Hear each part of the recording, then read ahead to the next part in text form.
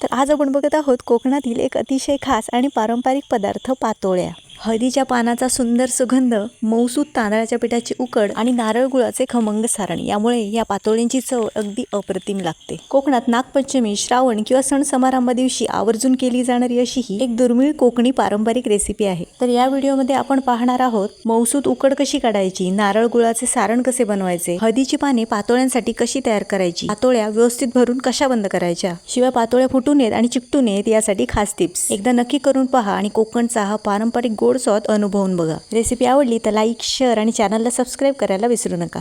चला तर मग या पातोळ्या कशा बनवायच्या ते बघूया। तर सगळ्यात आधी आपण पातोळ्यांसाठी लागणारं सारण बनवूया। तर हे सारण बनवण्यासाठी मी इथे एक ताजा नारळ घेतलेला आहे। तो असा व्हिडिओत दाखवल्याप्रमाणे बारीक किसून घ्यायचा। खोबरं किसत असताना नारळाचा फक्त पांढरा भाग तेवढाच किसून घ्यावा आणि मागच्या साईडचं जे काळपट खोबरं पडेल ते आपण वाटणात वापरू शकतो। चला तर मग पातोळ्यांचं सारण बनवूया। एका कढईमध्ये तूप, किसलेले ओले खोबरे, गूळ हे सर्व छान मिक्स करून मध्यम आचेवर सतत ढवळत राहा। आता या मिश्रणाला थोडंसं पाणी सुटेल, ते कोरडं होईपर्यंत हे मिश्रण सतत ढवळत राहायचं आणि त्यानंतर गॅस बंद करायचा। आता सारणात 1 चमचा वेलची पूड आणि अर्धा चमचा जायफळ पूड घालून छान एकत्र करायचं आणि हे सारण थंड व्हायला ठेवायचं। आपलं सारण परफेक्ट झालेलं आहे हे कसं समजायचं, तर या सारणात 1 चमचा उभा करून ठेवायचा।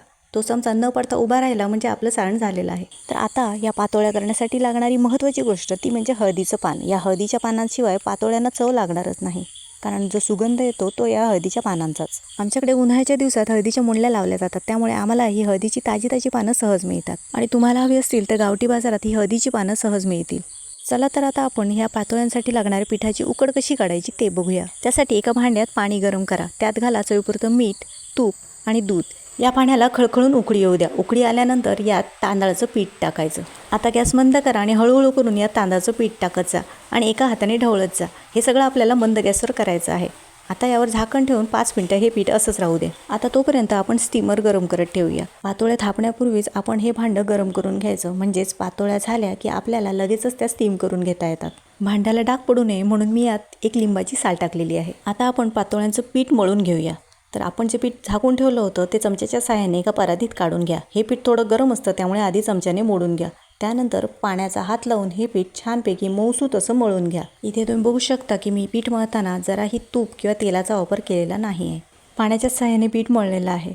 जर तूप घातलं ना तर पीठ थोडं कडक होतं। हे पीठ आपल्याला 5 ते 10 मिनिटं अगदी छानपैकी मऊसूत असं मळून घ्यायचं आहे। उकड जेवढी छान मळली जाईल ना तेवढ्या पातोळ्या अधिक चविष्ट होतील। आता पातोळ्या पटपट थापून व्हाव्या म्हणून मी इथे या पिठाचे समान आकाराचे गोळे पण बनवून घेतले आहेत। आता आपण जी हळदीची पानं आणली होती ती स्वच्छ धुवून पुसून घ्या आणि कात्रीच्या साहाय्याने त्याचे 2 भाग करून घ्या। चला तर आता या पातोळ्या या पानांवर कशा थापायच्या आणि त्या कशा भरायच्या हे बघूया। आता काय करायचं, एखादा पाट किंवा ताट घेऊन त्यावर हे हळदीचं पान ठेवायचं, त्याला स्वच्छ कोरडं पुसून घ्यायचं आणि त्यानंतर त्यावर थोडंसं तूप टाकायचं।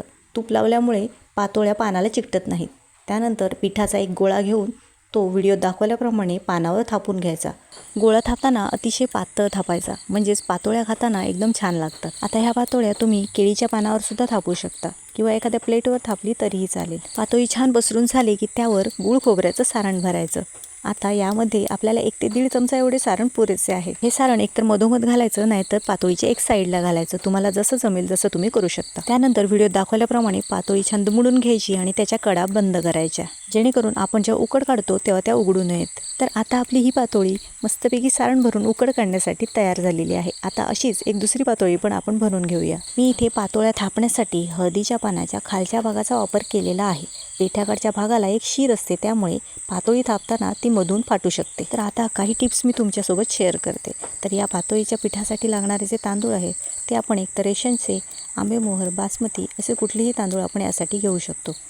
तर हे तांदूळ स्वच्छ धुवून ते सावलीत वाळवून त्याचे पीठ करून आणायचं आणि तांदळाच्या पिठाची उकड काढताना 1 वाटी पीठ असेल तर 1 वाटी पाणी हेच माप घ्यायचं आहे। आणि जेव्हा सारण करतो तेव्हा 2 वाटी ओल्या खोबऱ्यासाठी 1 वाटी गूळ हे प्रमाण घ्यायचं आहे। तर आपल्या सगळ्या पातोळ्या छानपैकी भरून झालेल्या आहेत। आता या पातोळ्या आपण उकडत ठेवूया। तर आपला स्टीमर अगदी मस्तपैकी गरम झालेला आहे। आता एक करून पातोळ्या या स्टीमरमध्ये लावून घ्या। जर पातोळ्या ठेवताना स्टीमर थंड असेल तर ह्या पातोळ्या चिकट होऊ शकतात। आता झाकण बंद करा आणि 10 ते 15 मिनिटांसाठी या पातोळ्या वाफवून घ्या। आता 15 मिनिटं झालेली आहेत। झाकण उघडा आणि पातोळ्या चेक करा। किती सुंदर वास येतोय, वाह मस्तच। आता या पातोळ्या शिजल्या आहेत की कच्च्या आहेत हे कसं समजणार, तर एखादं पान उघडून पातोळीला हात लावून बघा. जर पातोळी हाताला चिकटली तर समजा ती कच्ची आहे. तर मग काय करायचं, 2 मिनिटं अजून वाफ काढायची. आता इथे व्हिडिओमध्ये तुम्ही बघू शकता की आपल्या पातोळ्या छानपैकी शिजलेल्या आहेत, कारण हात लावून सुद्धा त्या हाताला चिकटत नाही आहेत. आणि अशा प्रकारे आपल्या सुगंधी, मऊसूत आणि चविष्ट हळदीच्या पानातील पातोळ्या तयार आहेत. गुळ खोबऱ्याच्या सारणाची गोड चव आणि हळदीच्या पानाचा सुगंध यामुळे या पातोळ्या खायला अधिकच चविष्ट लागतात. चला तर मग आपण या गरमागरम पातोळ्यांचा आस्वाद घेऊया. या व्हिडिओमध्ये मी तुम्हाला पातोळ्यांची उकड काढण्यापासून ते पातोळ्या बनवण्यापर्यंत इत्तमूत माहिती दिलेली आहे. तरीही तुमचे काही प्रश्न असतील तर तुम्ही कमेंट बॉक्समध्ये मला विचारू शकता. पारंपरिक पद्धतीने केलेल्या या पातोळ्या तुम्ही नागपंचमीला नक्कीच करून पहा आणि आपली संस्कृती आणि परंपरा याची गोड चव पुढच्या पिढीपर्यंत नक्कीच पोहोचवा. रेसिपी आवडली असेल तर लाईक करा, शेअर करा आणि अशाच पारंपरिक रेसिपींसाठी माझं YouTube चॅनल खमंग मराठीला सबस्क्राईब पण करा. धन्यवाद.